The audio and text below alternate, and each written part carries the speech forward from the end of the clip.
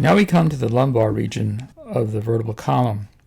Lumbar is a word that comes from the Latin word lumbus, which essentially means loin.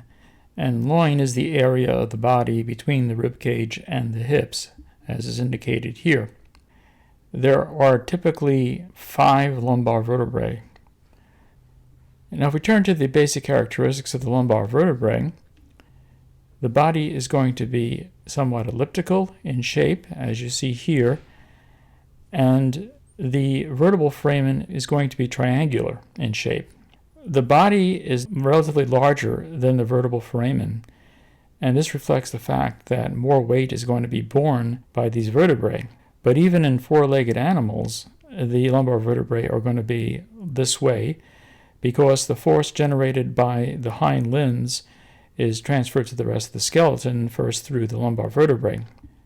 The vertebral foramen is also relatively smaller because the spinal cord essentially comes to an end around the region of L1, L2.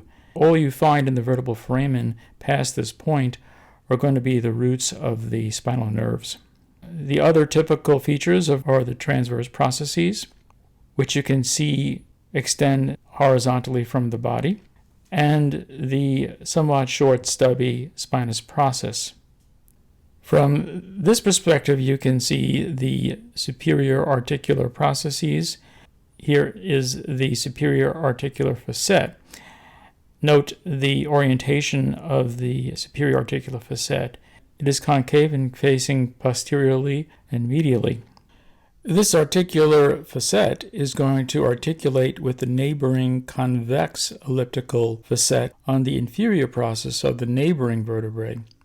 The general shape of this articulation, that is, the articulation of the superior articular process with the inferior articular process, is ellipsoidal or condylar, and it permits a wide range of movements, which are going to include flexion, extension, and hyperextension of the vertebral column,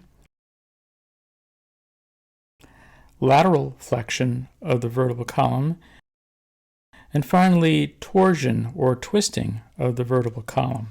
So this is going to be one of the primary functions served by this region of the vertebral column. It's going to allow for various movements of the torso. So to reemphasize this key characteristic of the lumbar vertebrae, let's look at this very nice 3D file of a lumbar vertebra that can be manipulated. And if we take a look at the superior articular processes and closely look at the superior articular facet, we again note it has an elliptical shape and it is also concave. If we turn the lumbar vertebra around and look at the inferior articular process and the inferior articular facet, it's going to fit on the elliptical convex facet on this process. And so the shape of this movable joint is going to permit the wide range of movements that we just noted, the flexion and the extension, the lateral flexion, and the torsion. This was a somewhat shorter video, so the quiz that is linked in the description below is shorter. Here are the image attributions. I'd like to again note that marvelous 3D file by Eric Bauer. And finally, here is a short video of Apollo. He has finally found something more suitable to hunt.